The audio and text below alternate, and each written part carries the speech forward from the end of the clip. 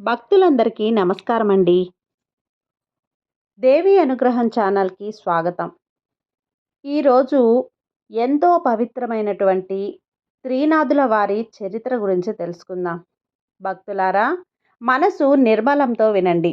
ఈ త్రినాథుల చరిత్రము మాటి మాటికి వినుటకు అమృతము వలె ఉండును. శ్రీపురము అను గ్రామంలో మధుసూదనుడు అను ఒక బ్రాహ్మణుడు ఉండేవాడు. మిక్కిలి దరిద్రుడగు చేత భిక్షమెత్తుకొని జీవించేవాడు. ఆ బ్రాహ్మణుడుకు ఒక కుమారుడు జన్మించాడు. తల్లికి పాలు చాలనందున ఆ బాలుని శరీరము దినదినము కృశించుచున్నది. ఆ బాలుడు చిక్కిపోవుచుందనందున ఆ బ్రాహ్మణుడి భార్య తన భర్తతో ఇలా పలికింది: అయ్యా, నేను చెప్పే మాట శ్రద్ధగా వినండి. మన పిల్లవానికి పాలు నిమిత్తము పాలు గల ఆవు ఒకటి తీసుకురండి అని చెప్పగా ఆ మాట విని భర్త, ఏమని చెప్పుతున్నావే ఓసి, నీకు వెర్రి పట్టిందా? మనము చూడగా కడు బీదవారము. పాలు ఇచ్చే ఆవు ఎలా దొరుకుతుంది? ధనరత్నములు మన వద్ద లేవు. నేను ఈ లోకంలో ఏ విధంగా గణ్యత పొందుతాను? ఎవరికైతే ధన సంపదలు కలిగి ఉంటాయో వారికే ఈ లోకమంతా మర్యాదలు చేస్తుంది. అట్టివారికే లోకమంతా భయపడతారు. మన వంటి పేదవారిని ఎవరు అడుగుతారు అని బ్రాహ్మణుడు చెప్పాడు. భార్య మిక్కిలి దుఃఖించి, ఓ బ్రహ్మదేవుడా, నీవు మా ఇంటి వద్ద ఈ బీదవారింట్లో ఈ బిడ్డను ఎందుకు పుట్టించావయ్యా? ఏమి తిని ఈ బిడ్డ బ్రతుకుతాడు? ఈ శిశుహత్య నాకు చుట్టుకుంటుంది అని దుఃఖించుచూ ఉండగా పిల్లవాని ఘోష చూసి ఏమీ తోచక ఆ బ్రాహ్మణుడు చింతాకాంతుడై విచారించి తన ఇంటిలో ఉన్న కమండలము వగైరా చిల్లర సామాను సంతలో అమ్మి ఆ వచ్చిన సొమ్ము 5 రూపాయలు జాగ్రత్తగా పట్టుకొని వెళ్ళి భార్య చేతికి ఇస్తాడు. ఆమె ఆ సొమ్ము చూసి సంతోషించి వాళ్ళ భర్తను చూసి, అయ్యా, ఈ సొమ్మును తీసుకుని వెళ్ళి పాలు ఇచ్చే ఆవును తీసుకురండి అని చెప్పింది. అలా భార్య చెప్పిన మాటల ప్రకారం బ్రాహ్మణుడు 5 రూపాయలు పట్టుకొని గ్రామము తిరిగాడు. ఇలా తిరుగుతూ ఉండగా పెద్ద భాగ్యవంతుడగు షావుకారు ఉండే గ్రామానికి వెళ్ళాడు. ధనధాన్యాలు పరిపూర్ణమైన కుబేరునితో ఆ షావుకారు సరి సమానంగా ఉన్నాడు. అతని ఆవులన్నీ కూడా పాలతో నిండి ఉన్నవి.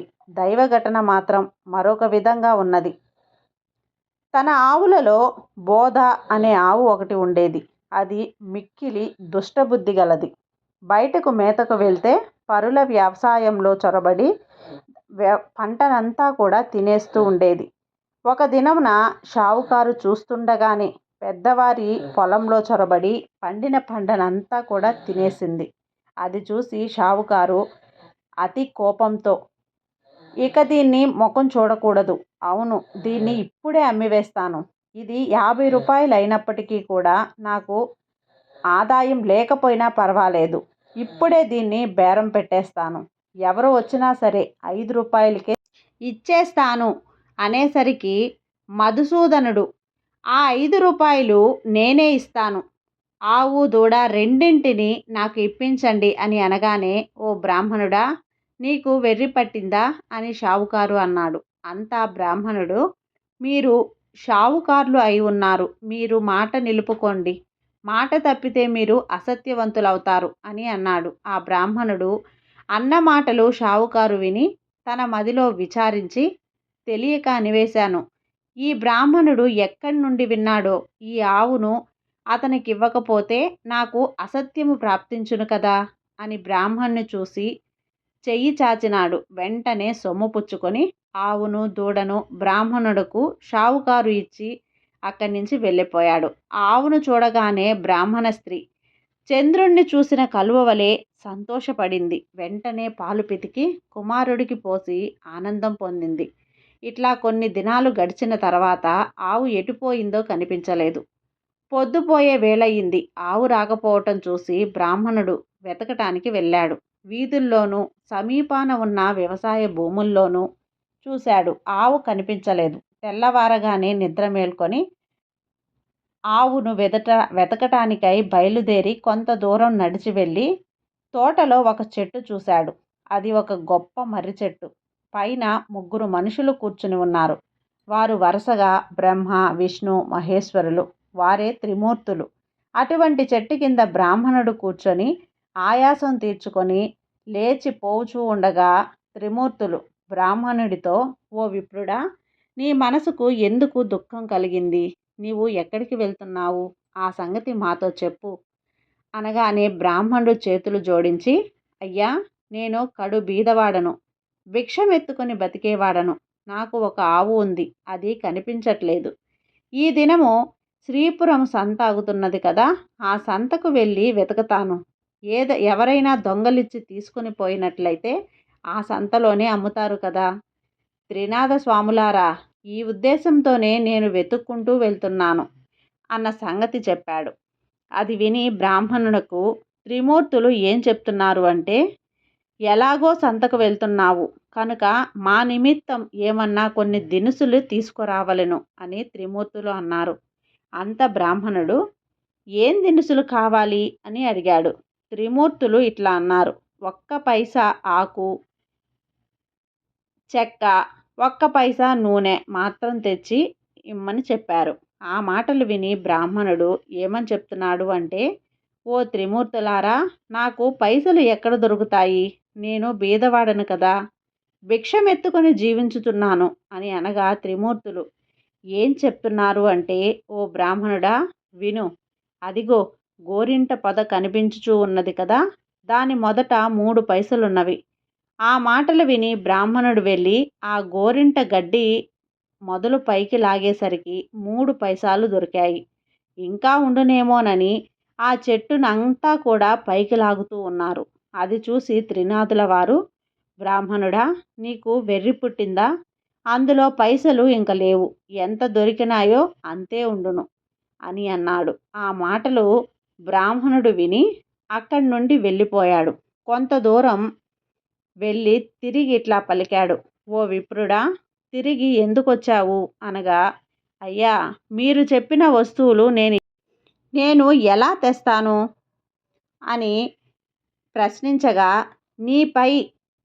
నీ మీద ఉన్న గావంచలో తెమ్మని త్రినాథులన్నారు. అందుకలా బ్రాహ్మణుడు, గావంచలో నూనె ఎలా ఉంటుంది?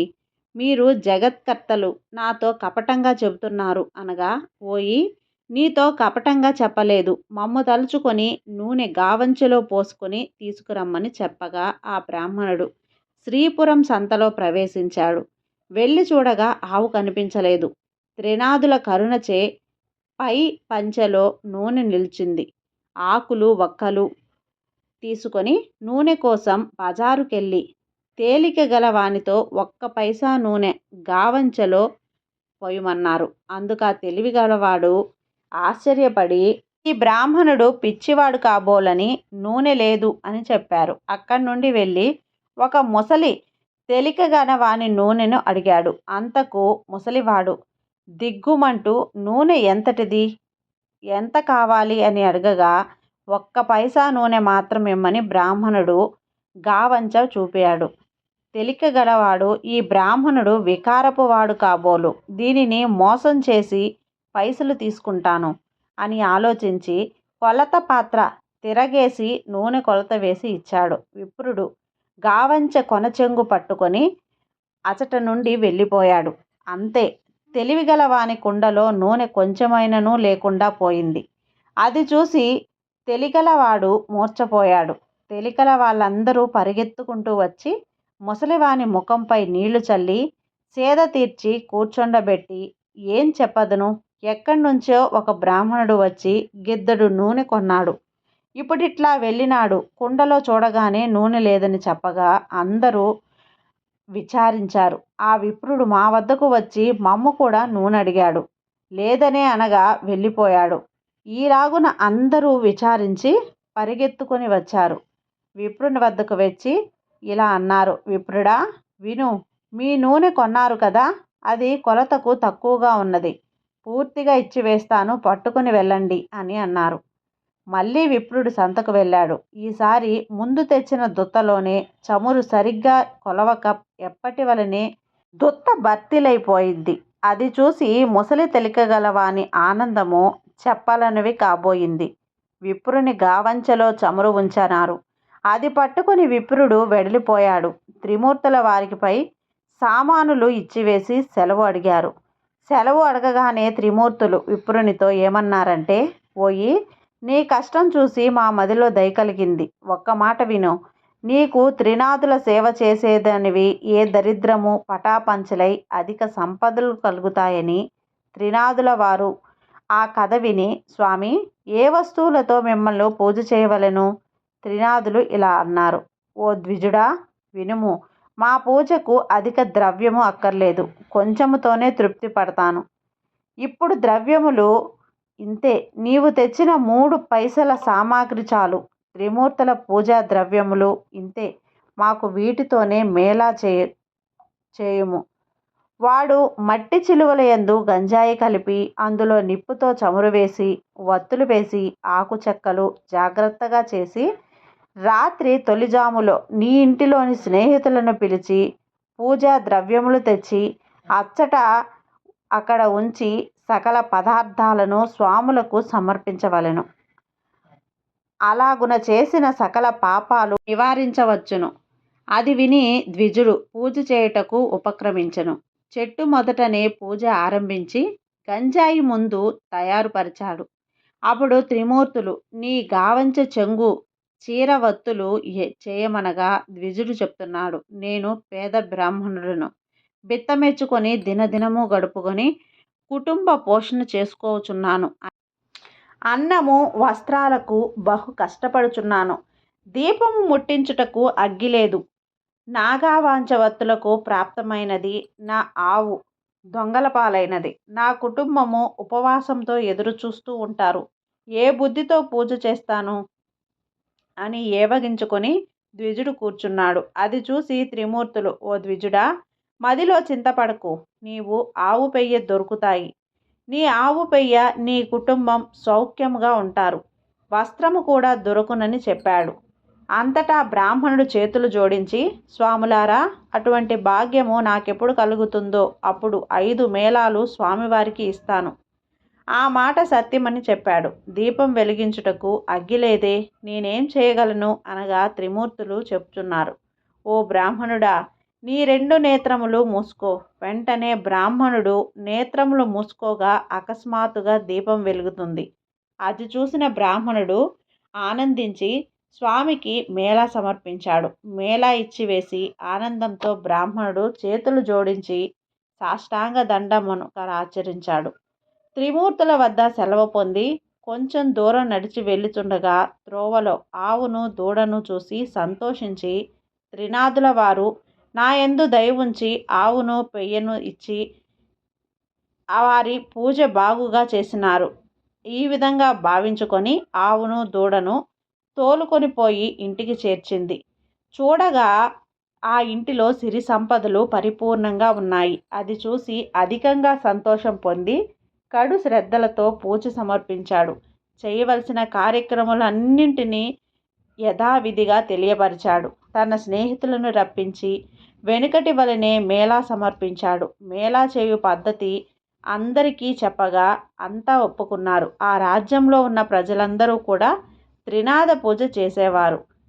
అందరి ఇండ్లయందు సుఖ సంతోషాలుగా ఉండేవారు. దానివల్ల షావుకారులు అందరూ కూడా వ్యాపారులు మూసివేసినారు. అందరూ ఆ దేశపు రాజు వద్దకు వెళ్ళి ఫిర్యాదు చేశారు. వారిని చూసి రాజు, మీరందరూ ఎవరు, ఎందుకొచ్చారు అని అడగగా, అయ్యా, మా ఫిర్యాదు మీకు వినవలెను. మధుసూదనుడను పేద బ్రాహ్మణుడు ఒకడు భిక్షమెత్తుకొని జీవించేవాడు. శ్రీపురం వెళ్ళి త్రినాథ స్వామిని త్రినాథ మేళను ఆచరించాడు.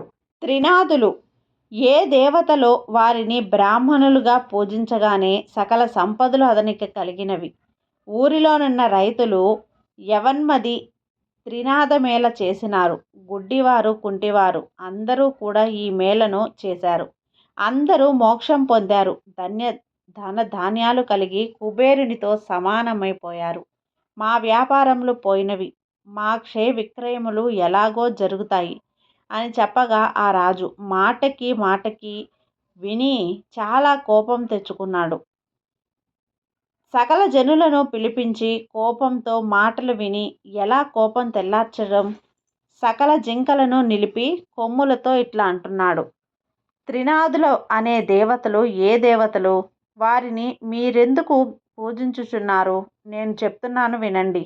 ఆ పూజ మీరు చెయ్యకూడదు. అట్లు పూజ ఎవరు చేస్తారో వారు 500 రూపాయలు జరిమానా ఇచ్చి 6 మాసాలు ఖైదీలో ఉండవలెను.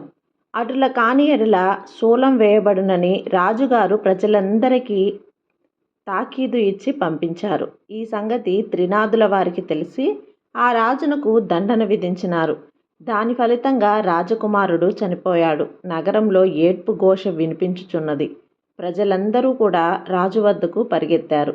రాజు దైవకృప తప్పడం వల్ల తన కుమారుడు చనిపోయాడని అనుకుంటున్నారు. కుమారుని ముఖం చూస్తూ రాజు ఏడుస్తూ ఉన్నాడు. తల్లి, బంధువులు మొదలగు వారంతా దుఃఖించుచూ ఉన్నారు. దహనము చేయుటకై స్వర్ణభద్రా నదీ తీరమునందు ఆ శవంని ఉంచారు. త్రినాదులకు దయ కలిగింది. రాజకుమారుణ్ణి బ్రతికించి వెతుము, మనకు పేరు ప్రఖ్యాతులు కలుగును అని బాగుగా ఆలోచించి బ్రాహ్మణ రూపంలో ఆ శ్మశానానికి వచ్చారు. రాజునను వారి సహనమును చూసి, మీరందరూ ఈ నదీ తీరమునకు ఎందుకొచ్చారు? ఏల విచారముగా కూర్చున్నారు? ఈ పిల్లవాడు ఎందుకు పడుకుని ఉన్నాడు? ఇతని శరీరంలో చల్లదనము కలదే అని అడగగా అంతా త్రిమూర్తులతో ఇలా అన్నారు. మీతో ఏం చెప్పగలం? రాజకుమారుడు చనిపోయాడు. ఆ రాజేమి దోషం చేశాడో కానీ ఇతను చనిపోయాడు అనగా ఈ కుర్రవాడు చనిపోలేదు. త్రినాదుల వారికి రాజు అపరాధం చేసినందువలన ఈ చావు కలిగింది.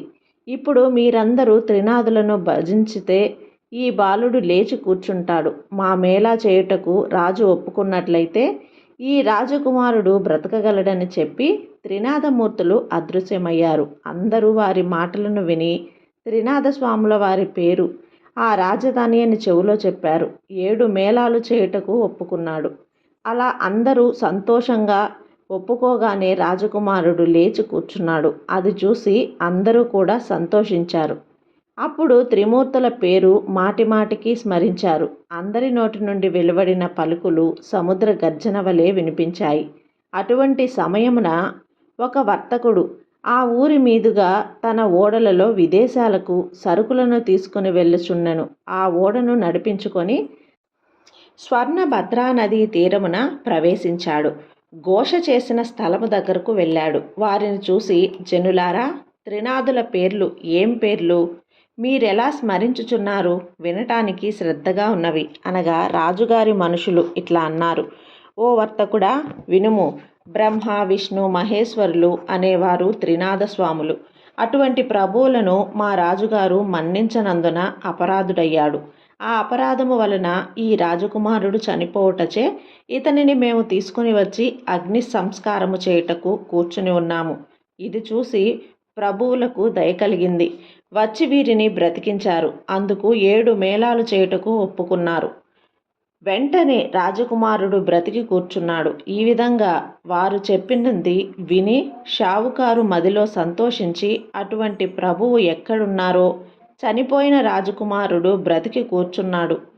నా ఓడలు ఒడ్డున అడ్డుకొని ఉన్నవి. నేను ఓడపై వెళ్ళి వస్తాను.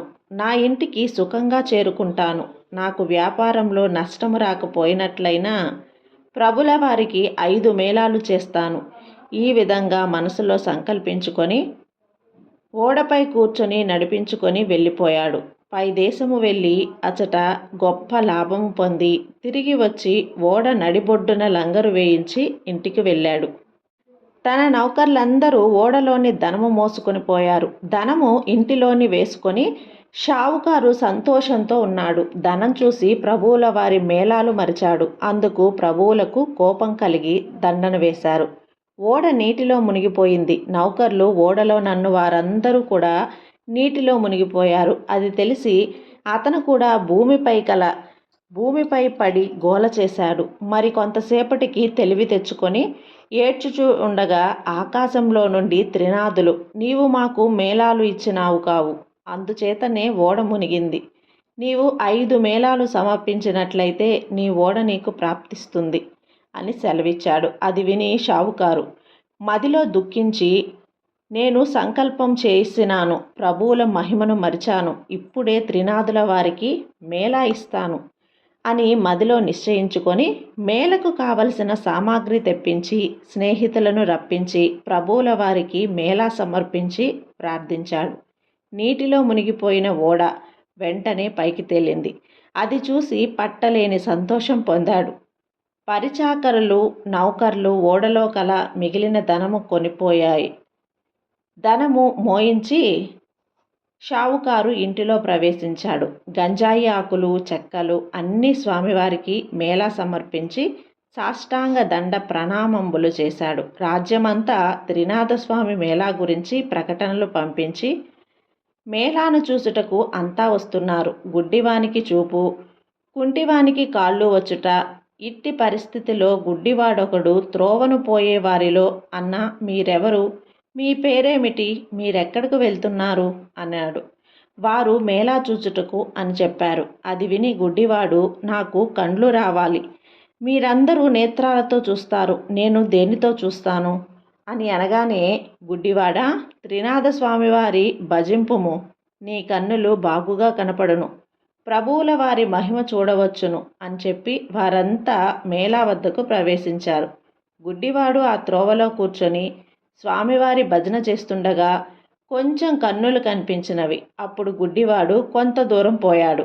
దారిలో ఒక పొట్టవాడు కూర్చుని ఉన్నాడు. వానిని చూసి, నీవు ఎవరివి, ఎంత కష్టంతో ఎక్కడికి వస్తున్నావు అని అడిగాడు. గుడ్డివాడు చెప్తున్నాడు, అన్నా, నేను మేళాను చూసుటకు వెళ్తున్నాను. ఆ మాటలు పొట్టవాడు విని, స్వామివారి దయ నా మీద లేదు, చేతులు కాళ్ళు పొట్ట, నేనెలాగో నడవలేను, నీకు కాళ్ళున్నవి, ఏ దిక్కుకి వెళ్ళగలవు, అంత గుడ్డివాడు చెప్పుతున్నాడు. నీవు త్రినాథస్వామి వారిని భజింపుము, నీ కాళ్ళు చేతులు బాగవుతాయి. క్షణంలో ఇద్దరం కలిసి వెళ్ళిపోదాము. నేను కేవలం గుడ్డివాడిని, ఏమాత్రం కన్నులు కనిపించటలేదు. త్రినాథస్వామి వారిని భజించి కనుక నాకు కొంచెం కనిపిస్తున్నది. అందుచేత నీవు కూడా స్వామివారిని భజించావు అంటే నీ బాధలు నివారణ చేస్తారు అని చెప్పగానే పొట్టవాడు త్రినాథ త్రినాథ అని భజించాడు. గుడ్డి, అన్న, నీకు కాళ్ళున్నవి, నడవగలవు, నేను ఎలాగో నడవగలను, నన్ను నీ భజన మీద కూర్చోబెట్టుకొని నెమ్మదిగా నడిచి వెళ్ళు, నేను త్రోవ చూపుతుంటాను, నీ నిశ్చింతగా ఇద్దరము మేళాకు చేరుదాము అని పొట్టవాడు చెప్పాడు. అతని మాటలు విని గుడ్డివాడు పొట్టవాడిని భుజంపై కూర్చోబెట్టుకొని మెల్లగా నడిచిపోతున్నాడు. నేస్తం, నా నేత్రాలు నిర్మలంగా కనిపించుచున్నవి అని అనగానే పొట్టవాడు, అయ్యా, ఇప్పుడు నడిచి పోగలను. ఈ విధంగా గుడ్డివాడు పొట్టవాడు కలిసి త్రినాథస్వామి వారి మేళాకు ప్రవేశించారు. ఆ మేళా జరుగు స్థలమునకు నిత్యము ఒక వైష్ణవుడు వస్తూ ఉండేవాడు. అతడు త్రినాథ మేళా చెల్లకుండా ఇంటికి ఎప్పుడూ వెళ్ళిపోతూ ఉంటాడు. అతనిని ఈ పొద్దు మనం స్థానం ముందు కూర్చోబెట్టవద్దు అని అనుకొని మేళా చేయు వారంతా వైష్ణవుడు రాగానే చూసి, మేళా చెల్లించకుండా నీవు వెళ్తున్నావు కాబట్టి నిన్ను మేళా వద్దకు రాకుండా ఆపుచేయటమైనది అని చెప్పగానే వైష్ణవుడు, ఏమనుకుంటున్నారా నాయనలారా, అపరాధము క్షమించండి, ఇక నుండి మేళా కాకుండా వెళ్ళను, నేను నిరాకరముగా చెప్తున్నాను, నా గురువు ఇక్కడకు వచ్చినా సరే విడిచి వెళ్ళను. దైవయోగమున ఆ క్షణమే గురువు వచ్చి వైష్ణవుణ్ణి ఇంటిలోకి వెళ్ళినాడు. నా శిష్యుడు ఎక్కడికి వెళ్ళాడు, ఆ దినము అగుపించలేదే. మన ముని వైష్ణవుని గురించి అతని తల్లిని అడిగాడు. అప్పుడతనితో ఇలా చెప్పాడు, నా కుమారుడు మేళా వద్దకు వెళ్ళాడు. గురువు మేళా ఎవరిదని అడిగాడు. అందులోకి ఆ ముసలది, అది త్రినాథుల వారి మేళా అని చెప్పింది. ఆ మాటలు విని గురువు అక్కడకు వెళ్ళి చూడగా అంతా స్వామివారి భక్తి శ్రద్ధలతో పూజ చేయుచున్నారు. అది చూసి గురువుకు కోపం వచ్చి బాగా తిట్టి మేళా స్థలమును సామాగ్రిని కాలితో తన్నివేశాడు. తర్వాత వైష్ణవుని పట్టుకొని బరబరా లాక్కుపోయాడు. కొంత దూరము వెళ్ళబోయేసరికి వర్షము కురియసాగింది. కటిక చీకటి కావటం వలన త్రోవ కనిపించలేదు. గురు శిష్యులు చెల్లా చెదురై అతి కష్టం మీద గురువుగారి ఇంటికి చేరుకున్నారు. గురువు ఇంటిలో ఉండగా అతని తల్లి గడప వద్ద కూర్చొని ఏడుస్తూ ఉన్నది. గురువు ఆశ్చర్యపడి లోనికి పోయి చూడగా అతని భార్య కుమారుడు చనిపోయారు. వారిని చూసి గురువు మూర్ఛపోయాడు. శిష్యుడు పట్టుకొని లేపి కూర్చుండబెట్టి ముఖంపై నీళ్లు చల్లి, అయ్యా, తమరు త్రినాథస్వామి వారికి అపరాధులు, త్రినాథ మేళాను పాడు చేశారు, అందుకే మీకిది ప్రతిఫలము. మీరు నిష్ఠతో స్వామివారి మేళాను చేసిన ఎడల మీ భార్య కుమారులు బ్రతుకుతారు అని శిష్యుడనగా, ఆ మాట విని గురువు 5 మేళాలు ఇచ్చుటకు ఒప్పుకోగా వెంటనే భార్య కుమారులు లేచి కూర్చున్నారు. త్రినాథ మేళా పాడు చేసినందుకు తగిన శిక్ష దొరికింది. నేను మూర్ఖుడను, అధముడను, ప్రభువుల వారి మహిమ తెలుసుకోలేకపోయాను అని ప్రభువుల వారిని క్షమాపణ వేడి మేళాకు కావలసిన పదార్థములు యావత్తూ తెప్పించి అతనితో కలిసి మేళా సమర్పించాడు. నూనె కాండము చెల్లినది, ప్రభువుల వారి పూజ కావచ్చినది. ఆకులు చెక్కలు గంజాయిని అందరూ పంచుకొని సేవించి సుఖముగా అనుభవించేవారు. ఈ చరిత్ర ఎవరు వింటారో వారికి కుష్ఠవ్యాధి, గుడ్డితనము ఇవన్నీ కూడా పోయి తరిస్తారు. పుత్రులు లేని స్త్రీ నిర్మలంగా ఉంటే పుత్రులు పుడతారు. ఎవరైతే కొంటెగా హాస్యము చెప్పినా దాని ఎడల నడ్డితనము, గుడ్డితనము కలుగుతుంది. 3 త్రిమూర్తులను 3 స్థలముల నుంచి ముందు విష్ణువును పూజించవలెను. చందనము పువ్వులను తెచ్చి త్రిమూర్తులకు వేరువేరుగా పూజించవలెను. నైవేద్యము సమర్పించి గంజాయిలో అగ్నిని వేయవలెను. తాంబూలము 3 భాగములు చేసి ఉంచవలెను. త్రిమూర్తుల వారి ఎడమ భాగమున వినాయకుణ్ణి ఉంచవలెను. 3 దీపములు వెలిగించి ఆ త్రినాథ స్వాముల వారా దయచేయండి అని అనవలెను. అంతా సమర్పించి త్రినాథ స్వాముల వారి పాదములపై పడవలెను. అందరూ నిర్మలమైన మనసుతో కూర్చొని కదా వినవలెను. ప్రసాదము అందరూ పంచుకొని సేవించవలెను. ఈ విధంగా త్రినాథులను పూజించి తరించండి. ఈ కథను సీతాదాసు గారు చెప్పారు.